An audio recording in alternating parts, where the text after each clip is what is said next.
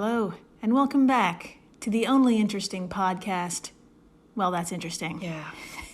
I'm Jill Chacha, and I am with the always interesting Marissa Riley, who's wearing a shirt that says, "No muff, too tough." Thank you. Yeah. What a way to introduce me. I found this shirt that says local muff diver 69 on it. And it was a men's size large, and I was obsessed with it. I bought it, and I cut the sleeves off and made it even gayer. It looks great. Thank you. It looks fantastic. I wear it with pride. So we are post-election. Post-election. At this episode, it's feeling pretty good in the United States, which is not a normal. It's a new feeling. It's a new feeling. It's a new feeling. We are smiling. Yeah, and it hurts. Forgot what that felt like. We're using muscles we haven't used before. Yeah, it's exhausting. But it has been a good... How long has it been? What, like 2 days? It's been a good 2 days of smiling. Yeah, a whole 2 days of smiling, and we're pretty excited. It's it's a good thing. It's a good thing. We hope you're feeling pretty good. We hope you're feeling good. And we're feeling great that we can keep pumping out episodes for y'all, and it's really great. Yeah. So I hope you're doing well.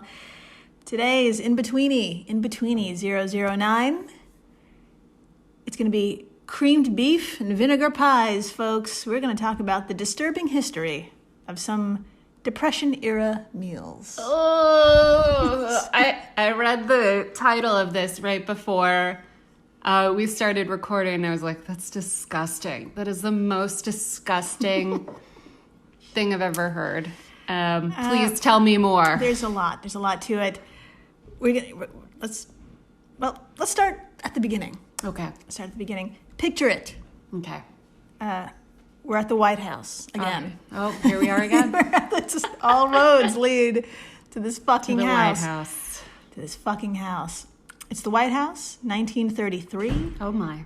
Franklin Delano Roosevelt, the 32nd president of the United States, is sitting at his desk, waiting for lunch to be served. Fun. First Lady, his wife and fifth cousin, once removed, Eleanor. It's awkward. Eleanor Roosevelt enters the Oval Office with a White House cook, Henrietta Nesbitt.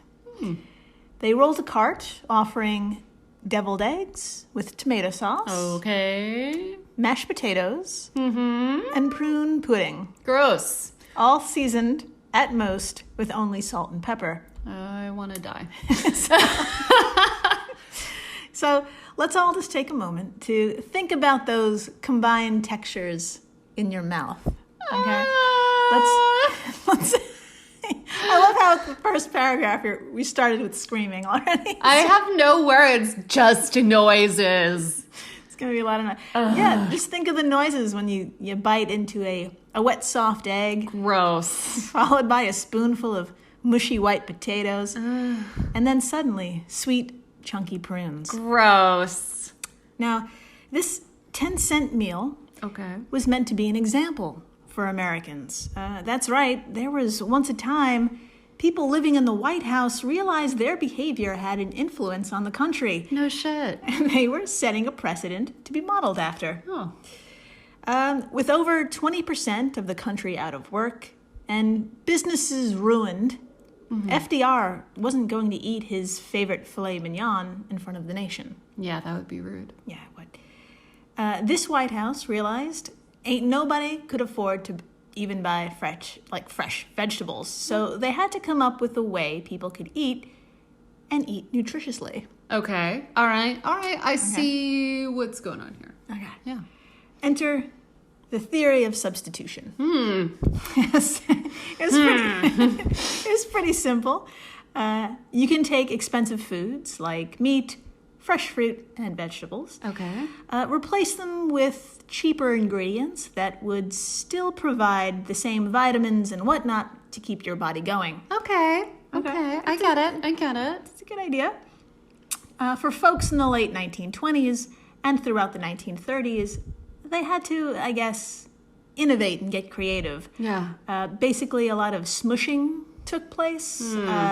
Canned and dried foods were moistened with gelatin or creams, for example, to make one wholesome dish, because that's all you were getting that day.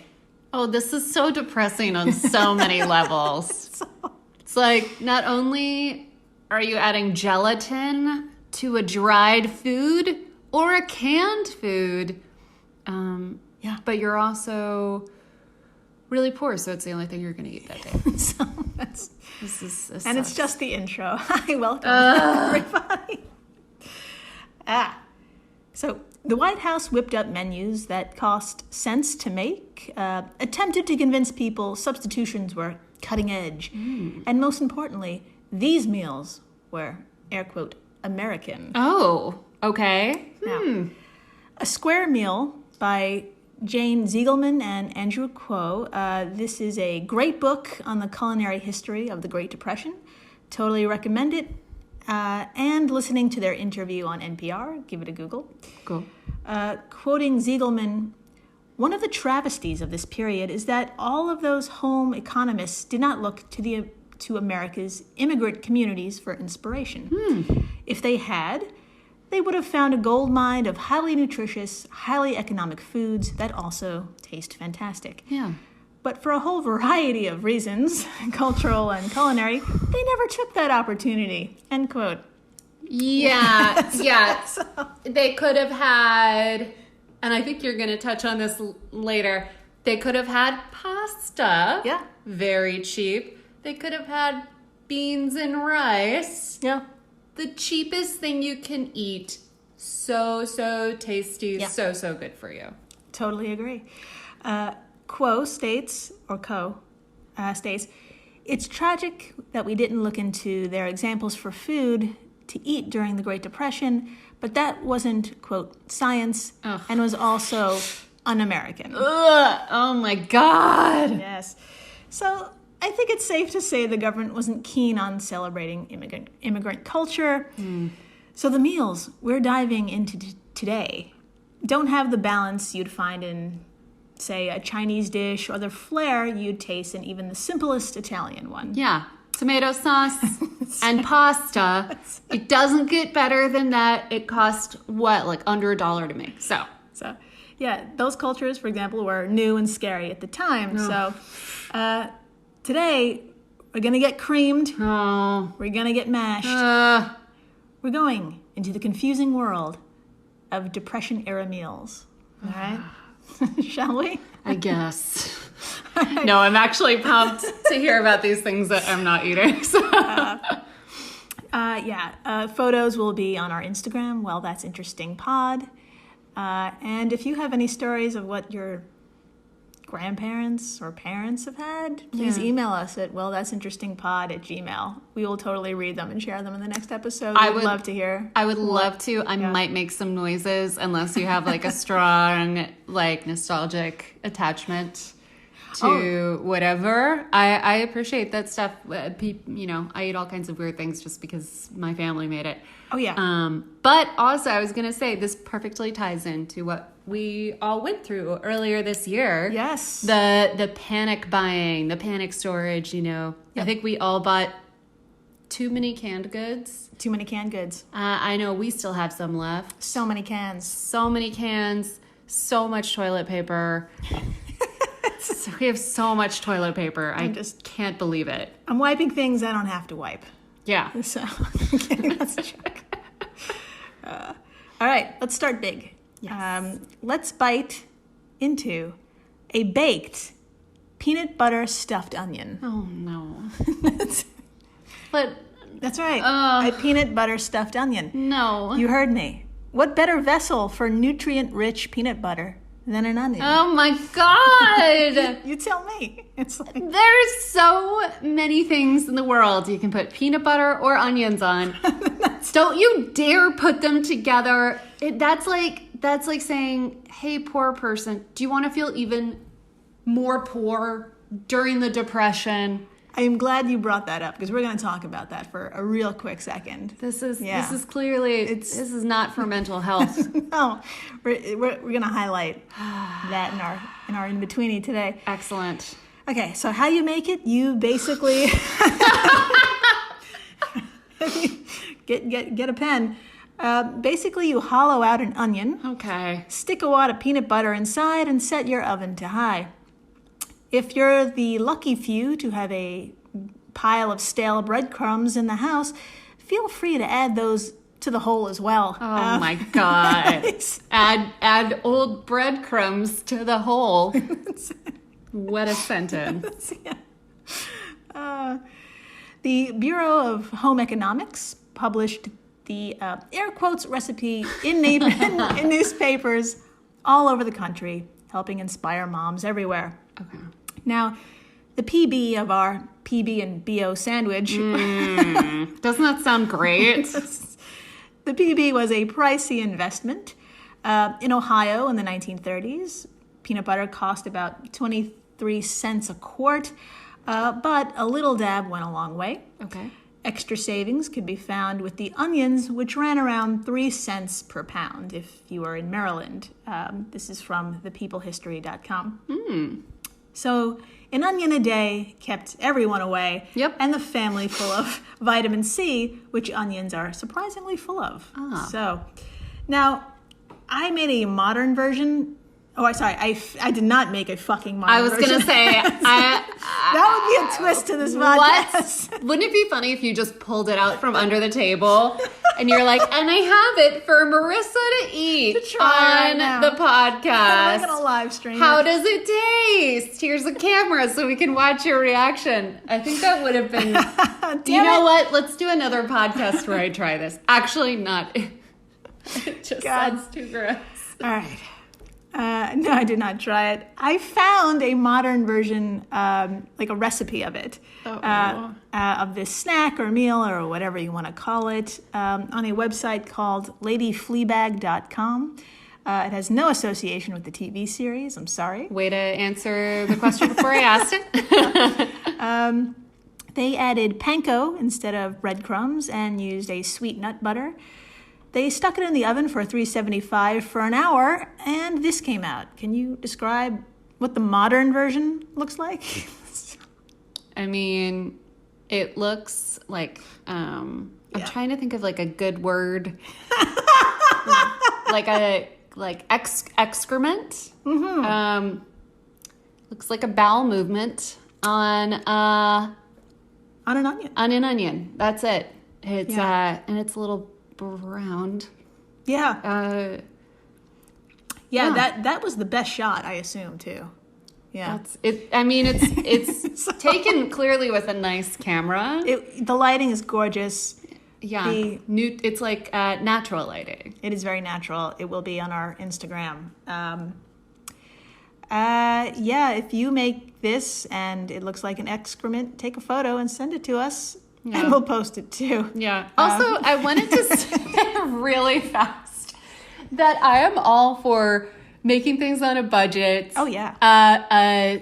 Using resources, but I'm also all for making it delicious, which is absolutely possible on a budget. Yeah. We're gonna talk about why these recipes are just so odd. Yeah, because I don't think anyone in the world should be eating something that looks like what I'm looking at right now, which you should definitely look at when we post it on Instagram, because this is...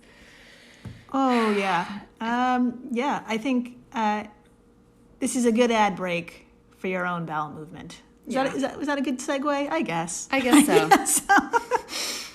so. Bowels. Yep. Hello, everyone. You may recognize me as Gabby from the History of Everything podcast. And my name is Brenna, and you don't recognize me from anything yet. Together, we're two scientists who explore all of the weird little questions and conspiracies of the universe in our new podcast, Mystery of Everything. Everything has an explanation. We hope. But that is what we're here to figure out. We will dive into the science behind many popular conspiracy theories, such as vaccines causing autism, flat earth theory, and was the moon landing fake? And if so, why the heck would anyone even do that? But it's not just conspiracies. There's a lot of cool mysteries that we will attempt to use science to explain, such as near-death experiences, what made the Vikings go berserk, and can I control my co-host with MK Ultra? Wait, what? Anyway, make sure to check out the Mystery of Everything podcast everywhere where you find your podcasts. We're the All Creatures Podcast. Each week, Angie and I explore and share amazing details about the many animals we share our world with. Plus, Chris and I are both PhD scientists and educators. So we do the deep dives in the scientific research and then come back and share what we learn in a fun and casual way. We also speak with other scientists, animal experts, activists, and many other conservation enthusiasts from all over the planet. So you can find the All Creatures Podcast wherever you get your podcasts. Hey everyone, Jill Chacha here from Well, That's Interesting, and I am absolutely thrilled to tell you about Spotify for podcasters. I use it, I love it, and it all started by downloading the free Spotify for Podcasters app, which has all the tools you need in one place to record and edit your masterpiece of a podcast. Spotify for Podcasters also distributes your show to all major platforms. So when you hit publish, your episodes will stream not only on Spotify, but I'm talking about the Apples, the Googles, Stitcher, Good Pods, the other ones. You get the idea. And you can monetize your podcast with no minimum listenership required.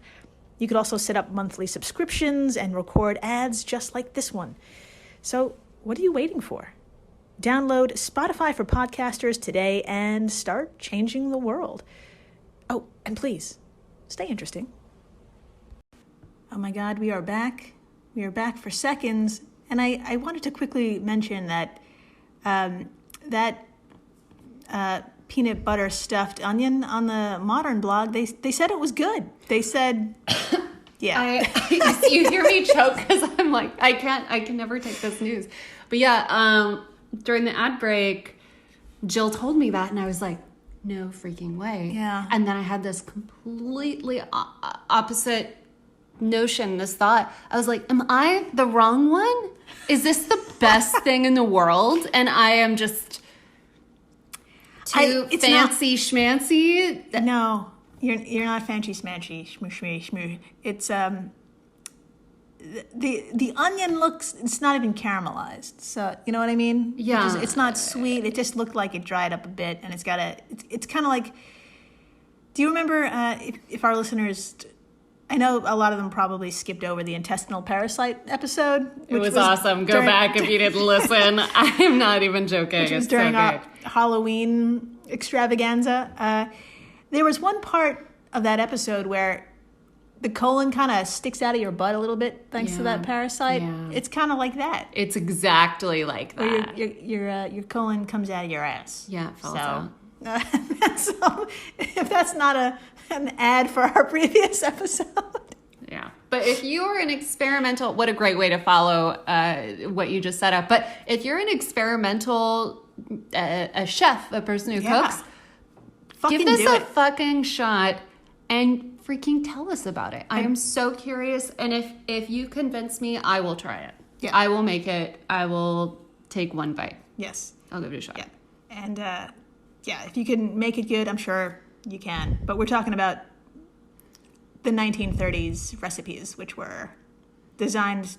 We're gonna talk about why they were so weird for a minute. Ooh, okay. Yes. Where are we now?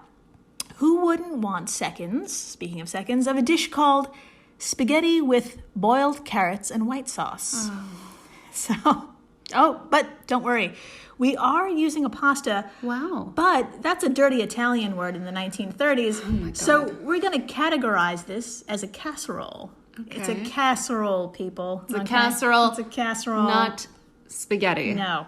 So that's right. Our casserole begins by bringing a pot of water to boil.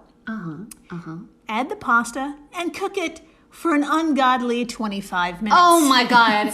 Don't never do that to pasta. We love pasta. What did pasta do to you? What did pasta do to you? Oh my God. Eleanor. So while that's air quotes cooking, you can throw in some carrots. And you leave those boiling until a knife can easily pierce through them, just like my heart. Wait, okay. Are we adding... So the pasta stays in there. Yeah.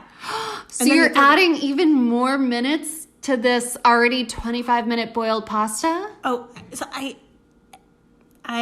would say FDR would be like, sure, do that. But I assume you're just multitasking here, where you're just throwing the carrots in with the pasta. Yeah. So the pasta's essentially dissolving at this point. Yeah.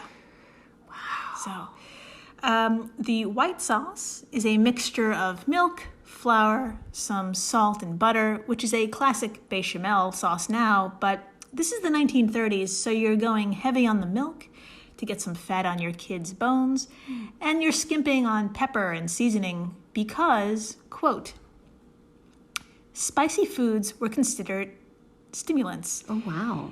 They were classified as stimulants, so they were on that same continuum along with caffeine and alcohol, all the way up to cocaine and heroin. Wow. And if you started with olive oil, you might find yourself one day addicted to opiates. Oh, my God. It put you on a very slippery slope, end quote. And that's from Jane Siegelman in her interview on NPR. Wow. Wow. So Pepper is a drug. That's right. Damn. Here's something even more fucked up. It's possible the government kept these recipes bland because, quote, they didn't want people to be too excited by the budget foods. They wanted to force people to get jobs, to earn enough money to buy spices and seasonings. When they were handing out relief boxes, they deliberately didn't add such things as mustard and vinegar with the relief boxes because they didn't want people to become too happy with receiving food relief. Wow. End quote. That's from Andrew Coe, also from that NPR interview. Yeah. Here's the thing. Everyone deserves good food. You can make delicious food on any budget. Yeah. Absolutely. Pasta and tomato sauce is the cheapest thing. Peanut butter and jelly. It's awesome. Yeah. Anyone can do it, ramen noodles. It teaches you how to cook, too. It teaches you how to cook and how to be creative. Yeah, and it's like, I don't know if I have to underscore like the massive parallel between the lack of COVID relief and this lack of food relief. That it's just nothing changes. It's just crazy. It's crazy. Yeah. That's just disgusting. So I know I said disturbing history, and it really is. Wow. Yeah. Oh my God. Okay. Now, where are we? Our horrible country and the next meal. No. Let's grab a plate for a slice of the aptly named Desperation Pie. Oh wow, doesn't that sound good? It's really not hiding. It's not hiding at all. Not surprisingly, though, these pies are making a comeback in the United States right now. Hipsters. It's true. Google it. They are out there. Basically, this category of food is the epitome of substitution theory. Okay. If you want, say, a lemon meringue pie, but those lemons are too pricey, you throw something else in. Like, for example, vinegar. No. Yes. No. Yes. No. So, vinegar was used to substitute many fruits. But there was one alternative that really took off. The Ritz cracker. What? For what? An alternative for what? So, now, what's more American than apple pie? Yeah. Now, if you were feeling patriotic and broke as fuck, you can make an apple-free apple pie with a tiny amount of sugar, butter, lemon juice, and layered Ritz crackers. Oh my God. So, I'm curious about the Ritz crackers as a crust thing. I feel like that could be done. yeah, but they're like the main ingredient. They're not the crust Oh here. my God. No. Yeah. No. So now again, they are making a comeback, and vegan desserts are fucking incredible. Yes. But we have to remember, people during the Depression were not spending money or time on flavor. So Ritz mock apple pie probably tasted just as bad as it sounds. It sounds very bad. Oh my God. But let's end big, too. What do you say? Now, do me a big favor. I'm going to show you a photo. Okay. And I want you to describe our final dish this evening. Oh my God, I'm so nervous. Okay. Okay, you ready? Yeah. No. No. Okay, I'm not going to look at the words underneath, and I'm going to try to guess exactly what it is. Go ahead. Okay, so here's what it looks like. It looks like white toast with ranch dressing covering 2 pieces of white toast with fruit roll-ups in the dressing. That's what it looks like, but what I think it is Spam or salami in some sort of white cream sauce on white toast. How did I do? You're exactly right. That's the grossest thing in the world. It is the grossest thing in the world. It does this not is look a good. war on people who can't afford very much. This is like on lower income families. This is cruel. This will give you indigestion. Make a peanut butter and jelly sandwich. I'm telling you, oh my God. People of the 30s, lower income people of the 30s. We're so sorry. I'm so sorry. I'm really sorry. So Tell me about it. Okay, let's get into this. Jane Ziegelman actually made and took a few bites of this, officially called creamed chipped beef on toast. No. It's also better known as shit on a shingle. Yeah, that sounds About right. That's about more accurate. Made in 20 minutes, you combined some butter, flour, and warm milk. That's the sauce. Wow. You crack open an 8-ounce can of Hormel's brand of dried beef, Wow. or any chipped beef will do, and you tear it into ribbons. You add it to your pan of hot milk Gross. and let it sit. No. What is this sitting in a liquid thing? What is that? As this warms up, get that toast ready. Gather around the kids because this serves about 4 people. Remember not to add any pepper or cayenne because that'll lead to heroin addiction. Yeah. You do want to add canned peas on top with a dash of vinegar and lemon juice to substitute for seasoning. Oh my God. And the thing is, so this would be printed in like the paper, right? Yeah. Yeah. So the thing is, it's not like you had the internet where you could look up a better recipe. Yeah. It was like this or whatever your family gave you. Yeah. Isn't that wild? Yeah, that was it. This was it. Everybody was eating this. Torture. And, that is torture. yeah. Now, eating from the Depression era recipe, Jane describes shit on a shingle as, quote, wrong in every way possible. One of the really interesting characteristics of these Depression menus is that the ingredients seem to have nothing to say to one another. Whatever the ingredients taste like together is not particularly relevant. End quote. Wow. Yeah. Yeah. Despite the look and bizarre mouthfeel, this dish stood the test of time and made its way into the mouths of World War II soldiers because their life wasn't hard enough fighting Nazis.